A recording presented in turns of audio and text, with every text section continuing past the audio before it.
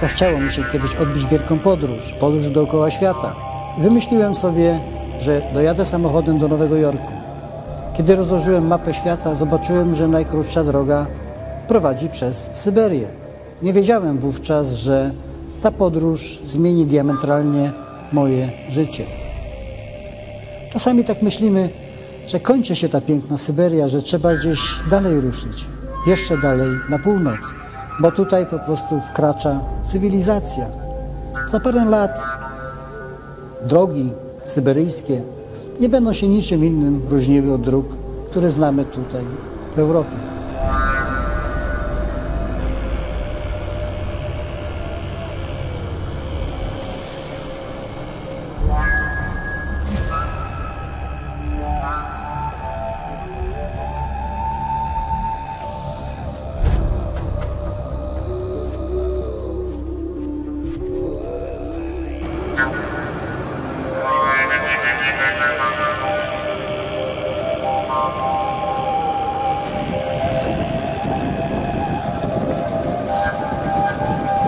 Na 6x6 już odmawia posłuszeństwa. Samochody za ciężkie troszkę i mają kłopot w tym śniegu.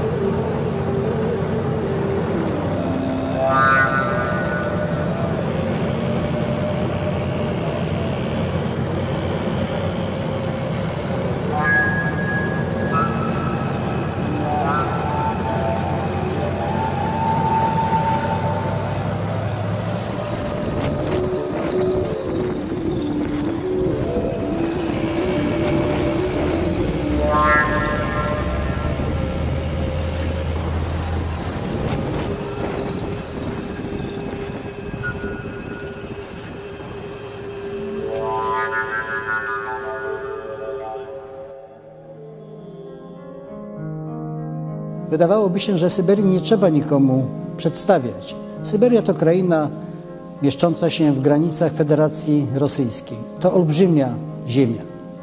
Na Syberii tylko w Jakucji zamieszkuje 137 narodowości. To Syberia jest tą krainą różnorodności. Są tam pustynie piaszczyste, pustynie arktyczne. W samej Jakucji jest 1 000 000 jezior. O Syberii trudno coś powiedzieć, trudno ją narysować, trudno sfotografować. Ale proszę wyobrazić sobie taki fakt. Leci się przez Syberię samolotem 8 godzin. Samolot przemieszcza się z prędkością około 1000 km. I przy ładnej pogodzie lecimy, patrzymy na ziemię i co widzimy? Wielkie połacie. Widzimy właśnie te tysiące jezior, rzek. Kraina, która czeka dopiero na swój czas, obecnie niezagospodarowana.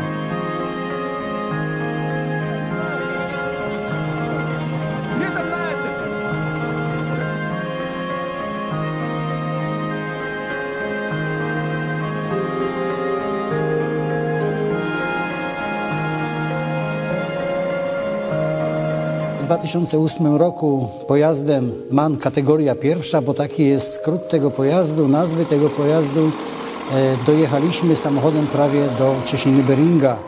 Na ówczesne czasy, a także na dzisiejsze czasy był to wyczyn bardzo, bardzo duży. W wyprawie w 2008 roku brał udział jeden pojazd. O tyle ta wyprawa była spektakularna, że jechaliśmy tam, gdzie nikt się jednym pojazdem nie zapuszcza.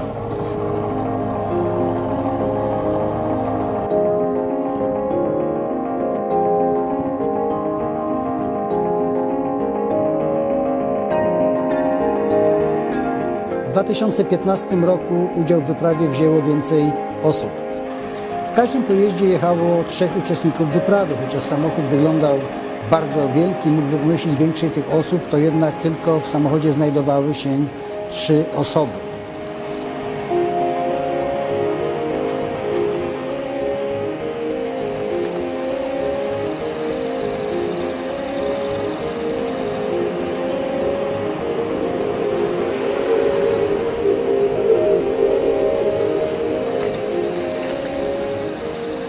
Pierwsze problemy właściwie spotkały nas tuż na granicy rosyjskiej. Okazało się, że jeden z pojazdów nie do końca, że tak powiem, był przygotowany do zniesienia zimy rosyjskiej.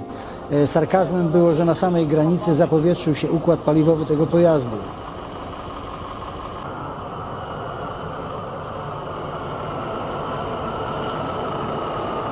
Filtr nam się zawalił cały jakąś parafiną, śmieciami, starą wodą. Musimy zdemontować i wyczyścić wszystko. Да, это фильтр. И лут, и syf, i brud. I po rękawiczkach, które mam. Jeszcze mam tylko jedne do roboty, bo w tych do kościoła chodzę. Na razie jest rzeźko, jakieś tam, wiesz, 15-20 na minusie.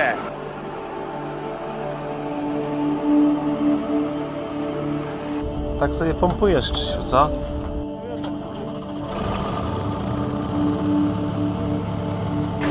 I stary szoferski sposób, bezpośrednio z baku omijamy wszystkie filtry i to, co nas zapowietrza.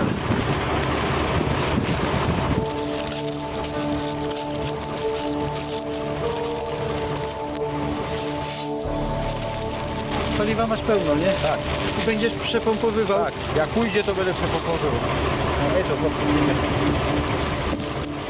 Typowy dzień podczas wyprawy, pobudka godzina 6, od godziny 6 do 7 w własnym zakresie śniadanie. W niektórych pojazdach gotowano kawy, herbaty i jadano na ciepło. W innych pojazdach ktoś wolał pospać dłużej, wstawał za 15:07.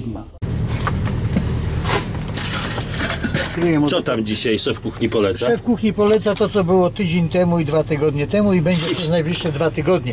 Tak to wygląda w stanie normalnym, a potem zobaczycie, jak to ładnie na talerzu będzie wyglądało. Dużo węglowodanów, bardzo smaczne, pożywne, prawda, i tak dalej. Proszę, nawet mamy sztuczce, mamy w bardzo czystym stanie, ładnie do wyboru. I srebrne mamy, bo tam podawali srebrne w tym lokalu. I mamy z tych tańszych lokali, gdzie tam po prostu biednie było, to mamy te aluminiowe, nie? Otwierać do konserw. Jesteśmy bogatymi ludźmi. Tutaj na Czukotce, posiadając takie rzeczy, które my tutaj posiadamy, zaliczamy się do kasty bardzo bogatej. Mało tego, mamy ogrzewanie zastępcze, a już groziła nam śmierć przez wyziębienie. Wiesiu słodzi miodem. Od pszczół. Od pszczół śnieżnych. Ale chciałbym powiedzieć, że prawdziwi mężczyźni nie jedzą miodu. Prawdziwi mężczyźni żują pszczoły. Wyprawa Siberia Arctic Expedition 2015 miała nie tylko za zadanie dotarcie w warunkach zimy syberyjskiej do najdalej wysuniętego punktu Syberii na wschodzie, ale również miała wymiar kulturalny. W wyprawie brali udział artyści, aktorzy i my właśnie, przemieszczając się przez tą wielką ziemię, stawaliśmy w miejscach określonych, wcześniej ustalonych i dawaliśmy koncerty. Były to koncerty, powiedzmy, proste, koncerty z marszu, jednakże nie chodziło tutaj o wielką sztukę, o wielki wymiar tej sztuki, ale chodziło o to, o zaznaczenie, że oto jadą ludzie z Polski, pokazują, że w Polsce jest kultura. Koncertowaliśmy w dużych miastach, milionowych miastach syberyjskich jak Władimir, Krasnojarsk, Jakuck, ale koncertowaliśmy również w małych miejscowościach, w szczególności na północy, w mieście Mirnyj, Czerski, Zielony Mys. Przychodzili ludzie ciekawi kultury, ludzie ciekawi zobaczenia, co mają do zaoferowania inni ludzie niż Rosjanie. Repertuar, który graliśmy, nie był repertuarem czysto polskim, chociaż przeważał. Były również pieśni rosyjskie, rosyjskich klasyków, a także pieśni ludowe. Mało tego, dawaliśmy koncerty spontaniczne. Kiedy przedzieraliśmy się zimnikiem pomiędzy miejscowością Krasnojarsk a Mirnyj, po drodze zimowej, gdzie tylko zimą jeżdżą kierowcy, gdzie przemieszcza się ciężki sprzęt, zatrzymaliśmy się w pewnej chatyńce, można powiedzieć ogólnie w jakimś barze, chociaż wiele do baru z wystroju mu brakowało. No i tam spontanicznie wyciągnęliśmy instrumenty, zagraliśmy, zaśpiewaliśmy. Zjeżdżało się coraz więcej tych kierowców, przyjeżdżali miejscowi myśliwi i oto w środku syberyjskiej tajgi wspaniały odbył się koncert.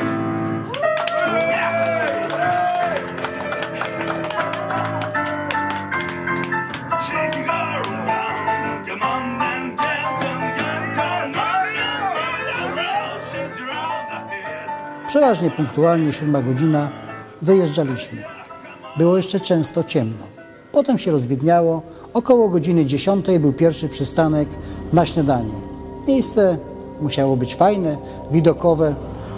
Podczas tego śniadania oczywiście toaleta. Nie taka toaleta, jak myślimy. Nie mieliśmy wody, nie mieliśmy pryszniców. Toaleta polegała na wyjściu jak najdalej w tajgę. Przy temperaturach sięgających 40-50 stopni. Czasami było to niezbyt przyjemne, jednakże wyjścia nie było. Potem jechaliśmy do pory obiadowej, godzina 14-15, zatrzymaliśmy się na dłuższy posiłek, gotowaliśmy wówczas na ciepło. 3 pojazdy, 3 miejsca do spania, no i można powiedzieć 3 kuchnie. Często wymienialiśmy się, często zbieraliśmy się w jednym pojaździe, jeśli coś udało się więcej ugotować. Jechaliśmy do godziny 20-21, kiedy już panowały ciemności, zatrzymywaliśmy się, no i oczywiście spotkania w grupie lub podgrupach. Dzień za dniem upływał bardzo szybko, omawianie dnia poprzedniego, generalnie wesołość, generalnie patrzenie w przód z wielką dozą optymizmu.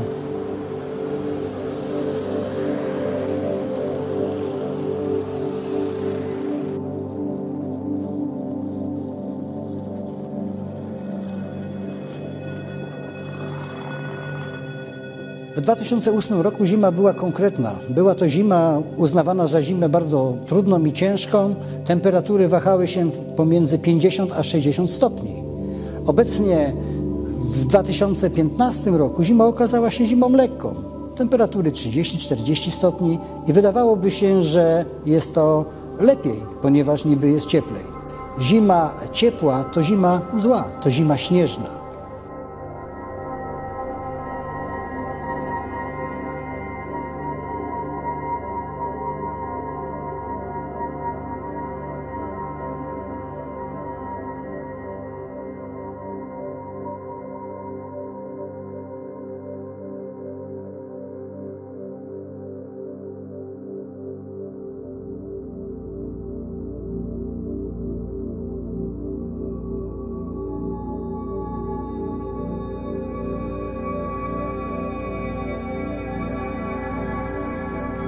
Bardzo trudno przygotować pojazdy na taką wyprawę, nawet mając doświadczenie, bo inne warunki panują gdzieś, gdzie występują drogi, a inne panują na zamarzniętych jeziorach, inne również w górach.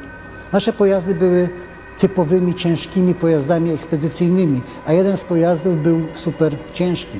To 3-osiowy MAN CAT, który służył nam za magazyn, a przede wszystkim warsztat, który wiózł tony części zapasowych. Ciężar tego pojazdu sprawiał, że na bezdrożach stawał się czasami problematyczny. Pomimo posiadanych koni mechanicznych, ciężar sprawiał, że pojazd ten bardzo często brnął z trudem przez zaspy.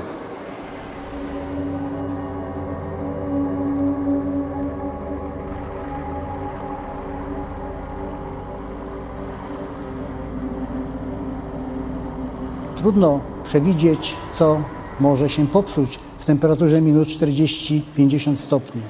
Zamarzały przewody doprowadzające powietrze do hamulców, skraplała się woda zamieniająca się w lód. Awarii uległa sprężarka.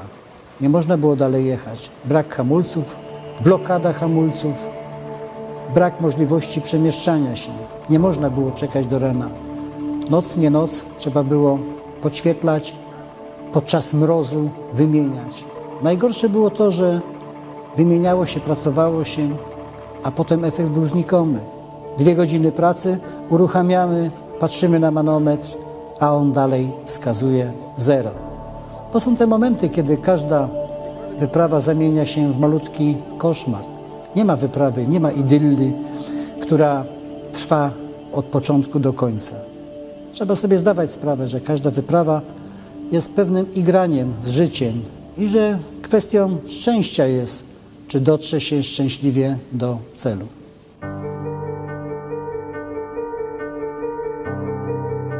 Sama wyprawa oczywiście obfitowała w różnego rodzaju zdarzenia i przygody. Jednak pokonanie 18 000 kilometrów wymaga tego, że dzieją się najdziwniejsze rzeczy.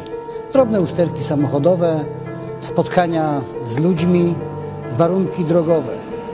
Jak wspomniałem, póki jechało się po drogach, jako tako było. Można było liczyć na pomoc. Gorzej zaczęło być, kiedy wjechaliśmy na bezdroża.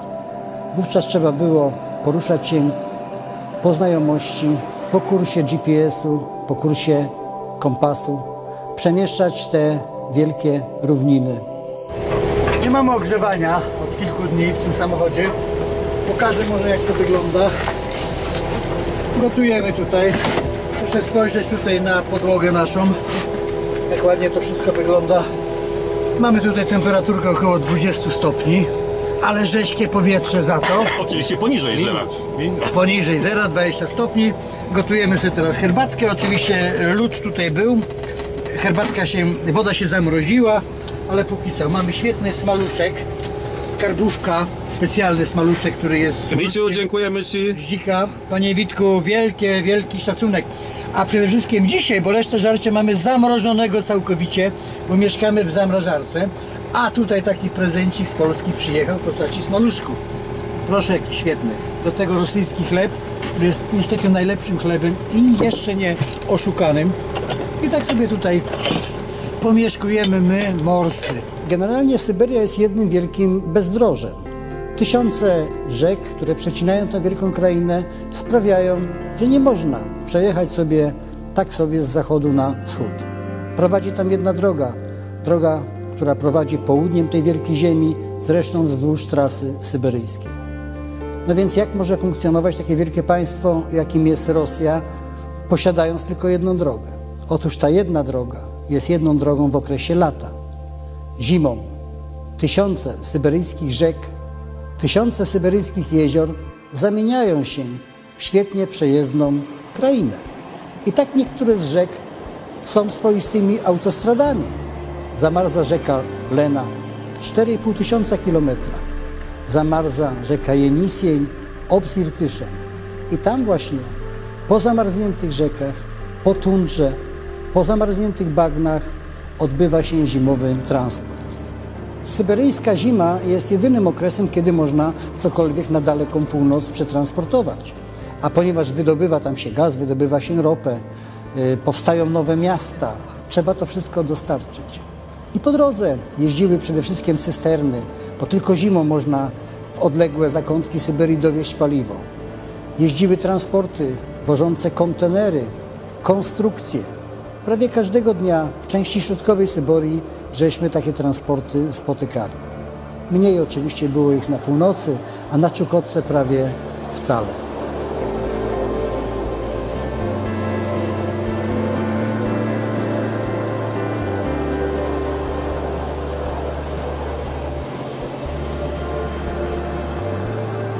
Najtrudniejszym etapem wyprawy, podobnie jak w 2008 roku, był przejazd przez północną Jakucję oraz Czukotkę. Przypomnę, że to inna planeta. Nie można jej porównać do jakiegokolwiek znanego terenu, który znamy tutaj w Europie. To pasma górskie, to przełęcze, to brak dróg, to rzeki, które nie zawsze zamarzają, pomimo że temperatura powietrza sięga minus 50 stopni. To jedno wielkie ryzyko. Spotykaliśmy na trasie różne sytuacje, spotykaliśmy na trasie i wypadki, i awarie innych pojazdów. I jak to bywa na Syberii, sami często potrzebowaliśmy pomocy. Tam solidarność ludzi drogi, solidarność Sybiraków jest przeogromna. Ludzie zdają sobie sprawę, że sami w tych warunkach nie mogą wiele zdziałać. Często pomagaliśmy wyjeżdżać pojazdom z zasp, z rowów. Często użyczaliśmy narzędzi. Pomagano również i nam. I tak oto ta solidarność ludzi drogi sprawia, że przez tą wielką krainę można się przemieszczać.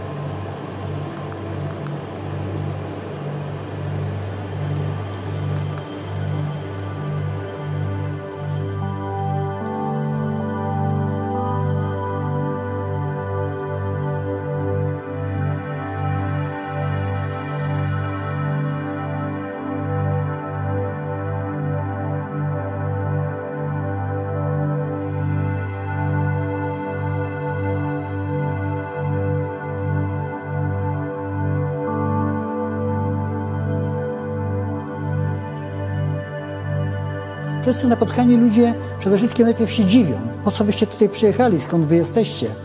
Nie jest to zdziwienie jakieś mające coś złego na myśli. Jest to zdziwienie, że ktoś z daleka zadał sobie tyle trudu, żeby do nich dojechać. Choć na Syberii odległości nie liczą się w kilometrach, a dniach drogi, z wielkim szacunkiem spoglądano na nas. Wszędzie, gdzie byliśmy, starano się nas ugościć. Wszędzie.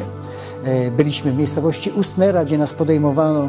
Było to bardzo osobliwe, kiedy ludzie pracujący przy budowie zimników, przy odgarnianiu śniegu z przełęczy częstowali nas swoim jedynym obiadem. Oczywiście staraliśmy się jakoś odmawiać, ale nie można było odmawiać. Odmawianie wiązałoby się po prostu z jakąś przykrą sytuacją, niezręczną sytuacją. Nie, dla wszystkich robię. Dla wszystkich, tak ściemniasz, tak? Zupa z dzieciństwa, Wiesiu, tak? Nareszcie dobry kartofel. Tak, właśnie. Chętnie były zimne. Co normalne.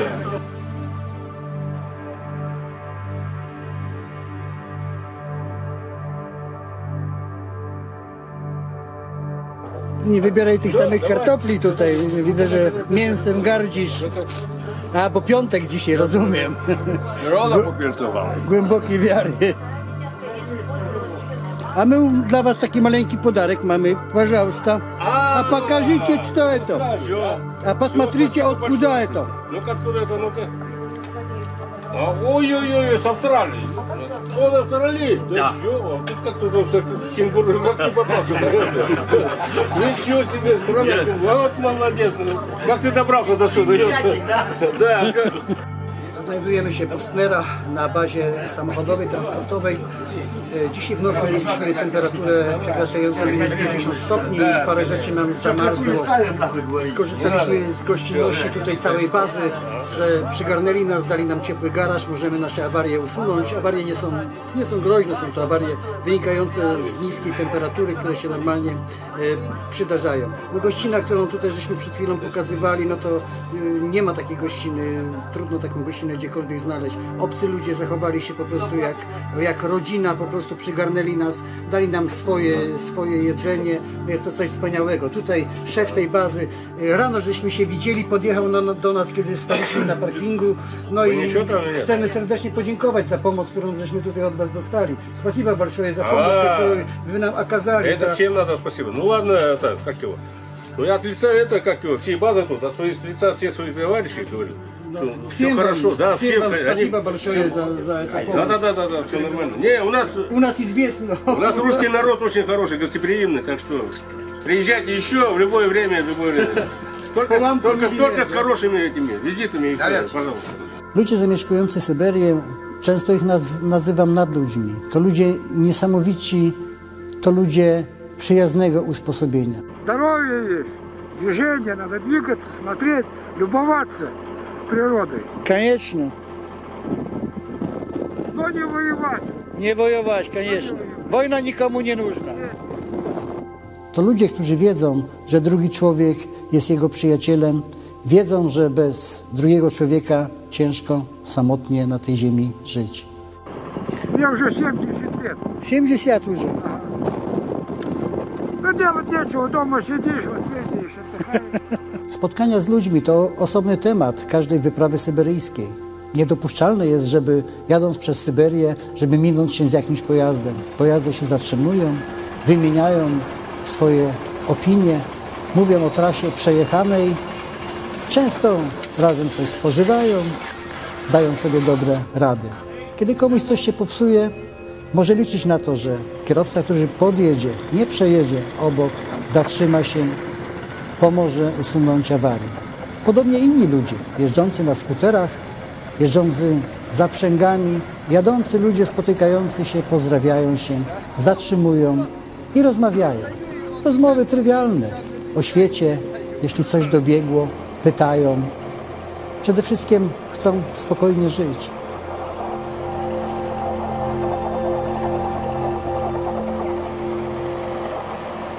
Nawołują do pokoju, dają do zrozumienia, że życie jest krótkie, życie jest piękne, że człowiek na tej planecie tak naprawdę jest gościem i nikomu niepotrzebne są żadne wojny. kiedy byliśmy w połowie drogi, gdzieś pośrodku jeziora znikąd zerwała się purga. Widoczność malała z sekundy na sekundę. Niebo i otoczenie stało się białe. Stoimy prawdopodobnie na metr. Jak za nami? Bo drogi nie ma dalej. Mieliśmy ze sobą łączność. Łączyliśmy się za pomocą CB Radio. Jechałem pierwszy, torowałem drogę. Zaskoczyła mnie ta purga. Zaskoczyła mnie swoją szybkością, zaskoczyły mnie śnieżne zaspy. I kiedy się kopałem, nie poinformowałem pojazdów jadących z tyłu. Nastąpiło niebezpieczeństwo załamania się lodu. Lód pękał i trzaskał. Dzięki przytomności, szybkiej jeździe mogliśmy się jeszcze cofnąć, rozjechać na boki. Mogliśmy sobie wyobrazić, co by się wydarzyło, gdyby ten lód na środku jeziora pękł. Trudno byłoby się z tego uratować. Przede wszystkim nikt z nas nie wiedział, gdzie jest brzeg, gdzie można byłoby się schylić i schować. Huragan, biel, siekający po twarzy lód. Mówi to wszystko samo za siebie. Bywa tak, że podczas ciężkiej purgi nie widać własnych butów. W tym momencie zaczyna źle pracować błędnik. Człowiek, który znajduje się w tej śnieżycy, po prostu często się nawet przewraca. Ciekawostką jest, że owa purga wcale nie jest opadem śniegu z nieba, bo przy tych temperaturach już nie następuje żaden opad, żadnej wody, która potem zamienia się w płatki śniegu. Są to silne wiatry, są to bardzo silne wiatry frontowe, które zwiewają opiłki lodu z otaczających gór, mieszając to wszystko w górę, w dół, tworzą właśnie zawiesinę, zwaną właśnie purgą. Każdy, kto napotka purgę, ma bardzo nikłe szanse w starciu z tym wielkim żywiołem. Podczas naszej ekspedycji dowiedzieliśmy się, że zginęła rodzina jakucka. Jechali z saniami śnieżnymi. Ludzie, którzy na co dzień żyją w tych warunkach, wydawałoby się znający kraj, znający wszystkie warunki meteorologiczne, niestety zginęli. Stracili orientację, pewnie byli na terenie odkrytym, gdzie nie rosną już drzewa i w ten sposób doszło do tej wielkiej tragedii.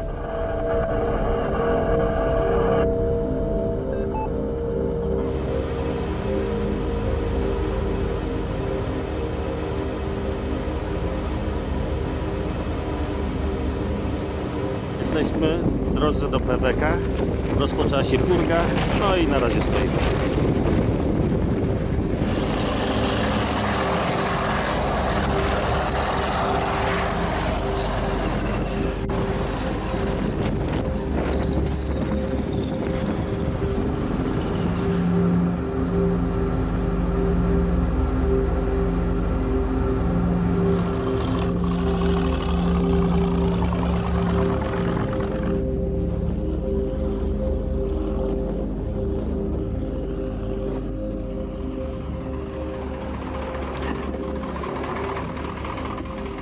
Jest szczęśliwy powrót, mało prawdopodobny, tak jak żeśmy obiecywali. Spełniamy po kolei te punkty wyprawy. Stoimy oczywiście w Górach Ciukockich. Purga jest, przyszła z nad Anadyru, przyszła z nad oceanu. No i wiemy o tym, że potrwa to parę dni i co będzie, to będzie. Póki co mamy paliwo, mamy co jeść i myślę, że jakoś to się zrobi. Nie, to będziemy po kolei zjadać. Pierwszego mamy tylko kolegę upatrzonego, ale z niego tylko zrobimy zupę, bo już ten mięso nie jest dobre, bo już stare jest.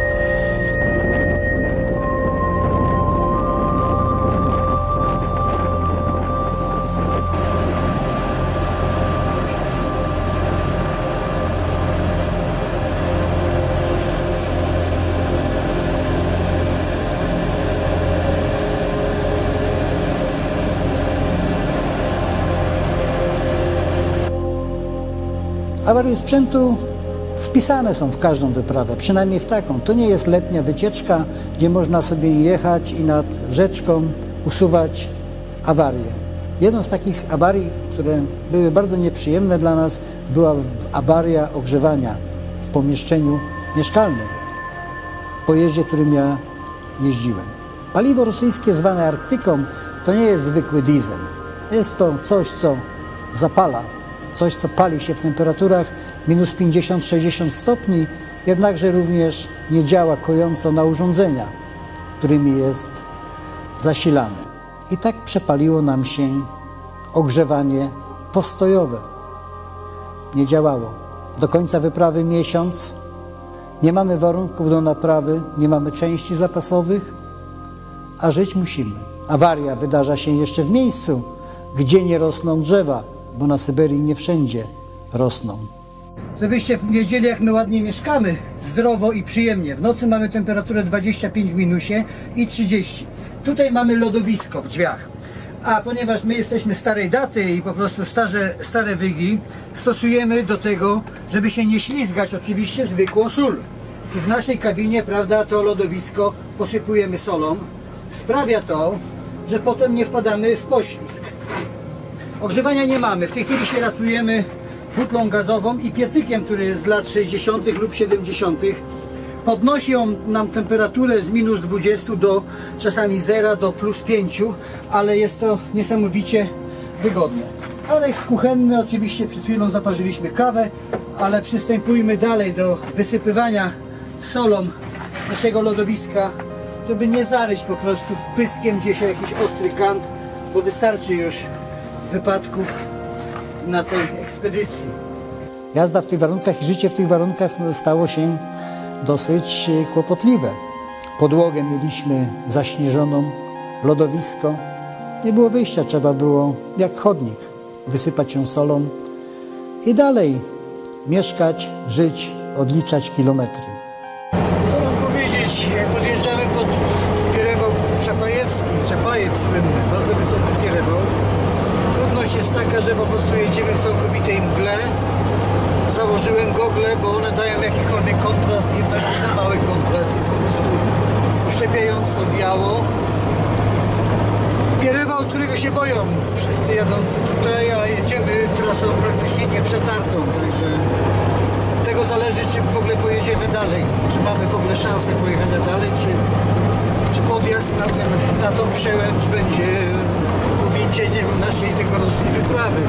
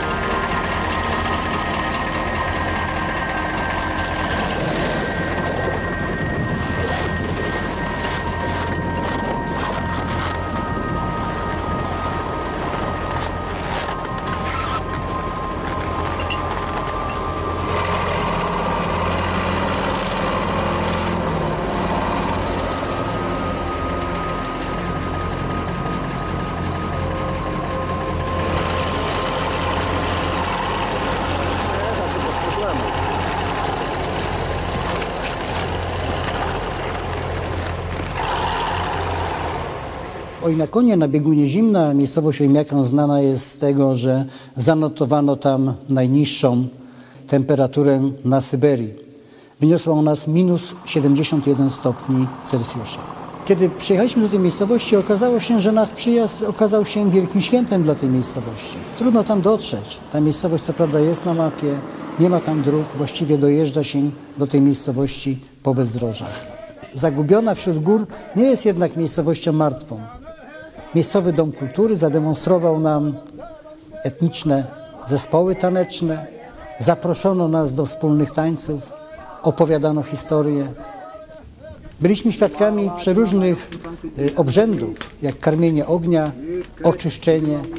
Sami zostaliśmy namaszczeni przez miejscowego szamana. Spotkaliśmy ludzi, Yukagirów, Przypomnę, że ludzi tej narodowości pozostało na naszej planecie około 600. Mieliśmy szczęście poznać kobietę, matronę, która zademonstrowała nam tą mowę, i ten język, mowę, która już niebawem pewnie zaginie.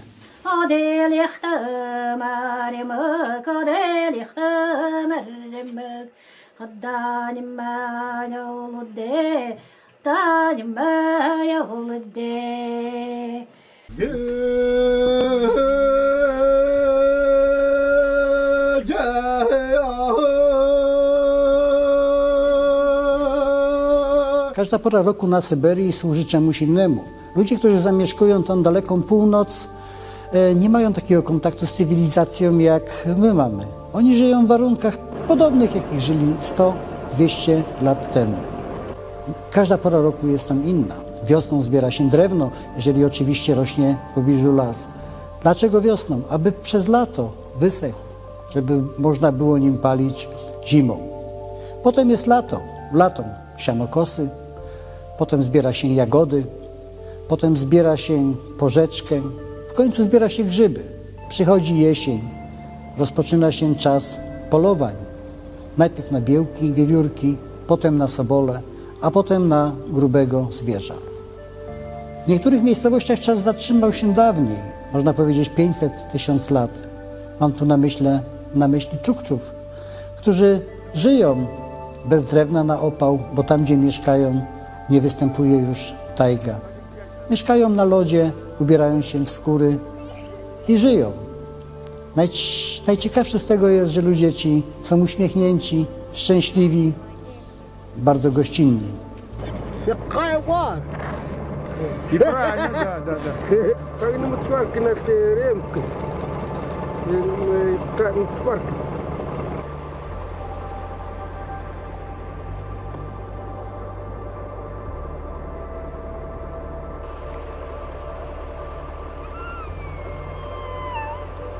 Mało kto wie, że jeszcze 20 lat temu odcinek z Nowosybirska do Krasnojarska pokonywało się po szutrowej drodze. Dzisiaj się jedzie praktycznie autostradą, a przynajmniej drogą szybkiego ruchu. Syberię, którą znam od 21 lat, bo co roku ją przemierzam, odbieram w tej chwili jako na wskroś ziemię zmieniającą się w zastraszająco szybkim tempie. Ciekawostką jest, że potrzebowałem kiedyś 3 miesiące, żeby przejechać przez całą Syberię. Dzisiaj, dla przykładu, z Gdańska do Magadanu mogę dojechać w niecały miesiąc. Dawniej potrzebowałem samochód terenowy, żeby przebyć tę drogę. Dzisiaj dojadę średniej klasy samochodem osobowym.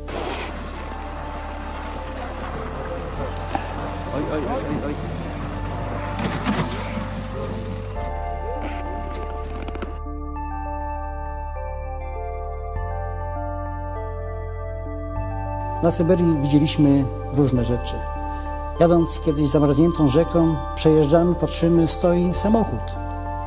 Samochód ściśnięty lodem, samochód pogrążony w lodzie. Okazało się, ktoś za wcześnie wyjechał na lodową autostradę. Lód się załamał, samochód wpadł. Wokół bezludzie, brak kogokolwiek. Sprawy ratunku nie było. Ludzie opuścili pojazd. No i do wiosny samochód sobie leży skuty w lodzie.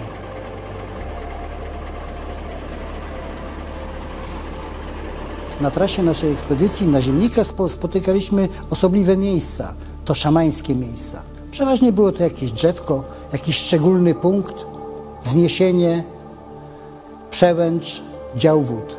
Tam znajdowało się miejsce święte dla Jakutów, Ewenów, Ewenków. Jadący tamtędy, podążający pieszo, zatrzymywali się i oddawali cześć swoim duchom. Jest nie do pomyślenia, żeby przejechać, nie zatrzymując się i nie zostawić daru dla duchów. Ten dar może być różny. Może to być papieros, może to być taśma magnetofonowa, może to być pieniądz. Często w tych miejscach wychyla się kieliszek wódki, niekoniecznie do gardła, najpierw dla ziemi. Na ziemię podzielić się należy z duchami.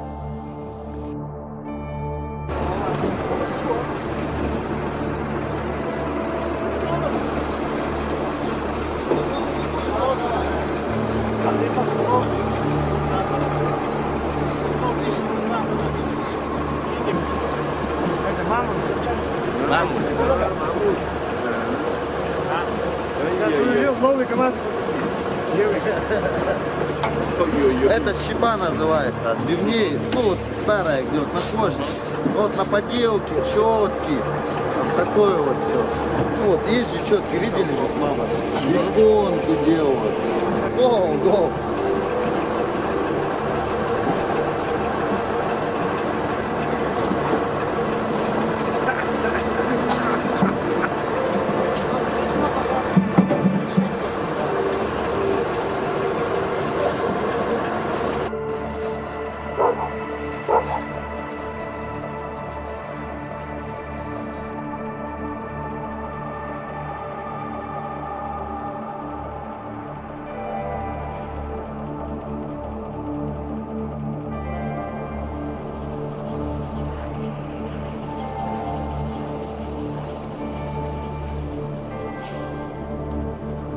Wszędzie, gdzie oczywiście nas goszczono, to goszczono nas czym chata bogata.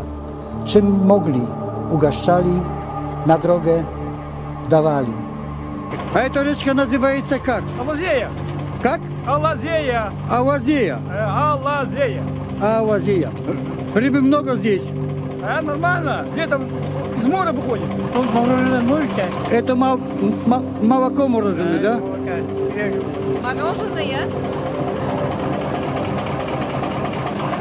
Otrzymaliśmy właśnie tutaj od Pana miejscowe lody, jak oni na to mówią, a to nic innego, tylko bardzo tłuste, mrożone mleko.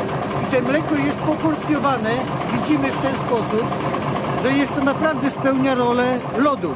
Ja nie chcę w tej chwili odpakowywać tego, bo to się wysypie, ale to są części mleka specjalnie oddzielane i ludzie ci w zimie chcą sobie zjeść przysłowiowe lody, prawda? Są to mleko. Zresztą tutaj wszystko się jada raczej zamrożone. А я сейчас говорю на польском. Сейчас буду говорить на якутске, да? Большое вам спасибо. Большое вам спасибо. Мы будем сегодня это мороженое.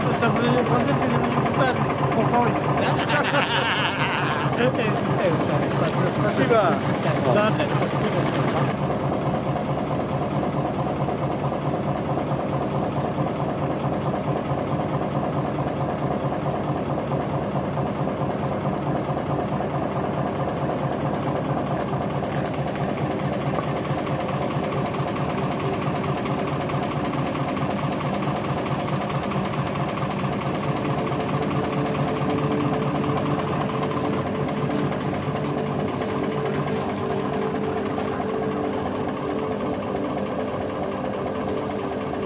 Это очки для вас.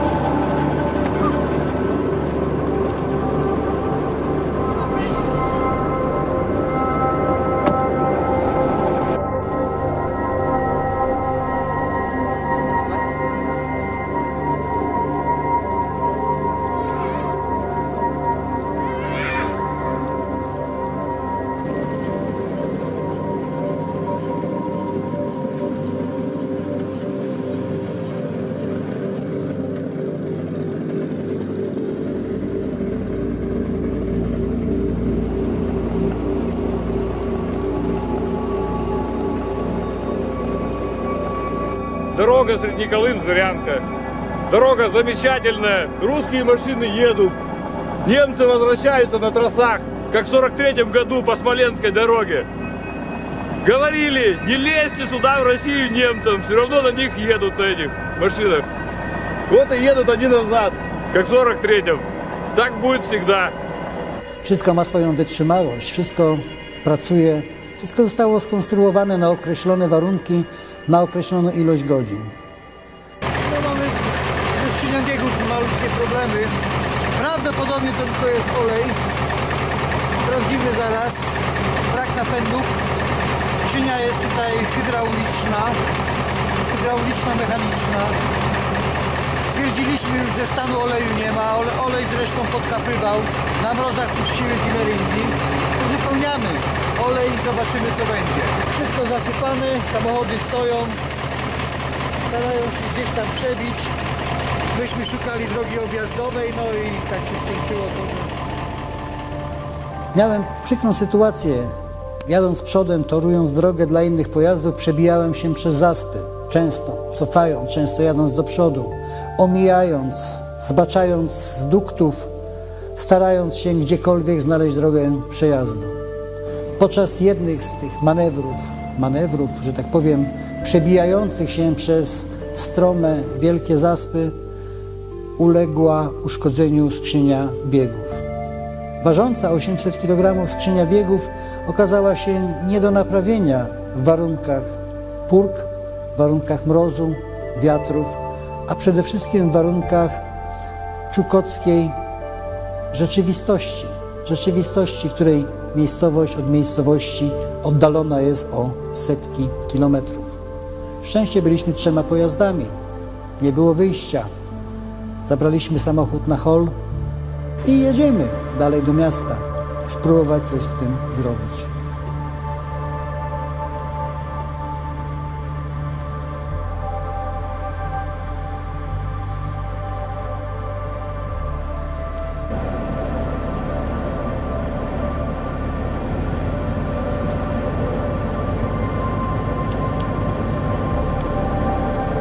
Przez 3 miesiące trzeba rozwieźć paliwo z portu Pewek do różnych kopalni, do różnych miejscowości.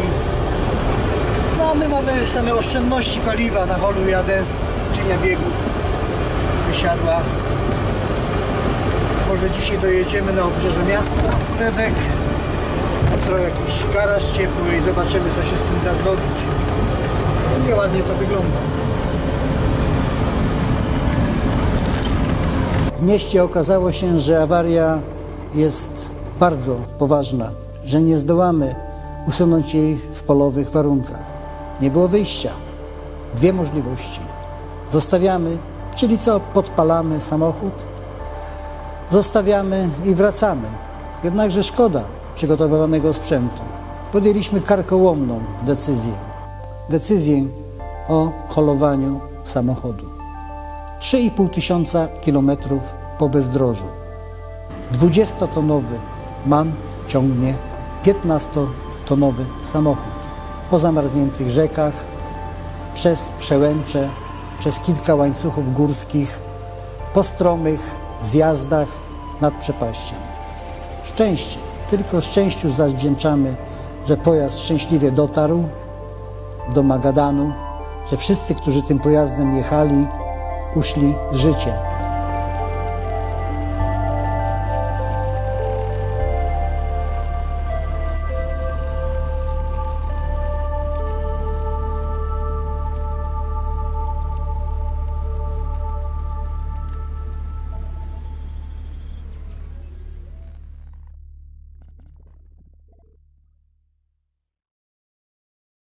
Raz nie płacili, pospatrzyli zajca, pospatrzyli, podziwieli, gdzie u zajca jajca.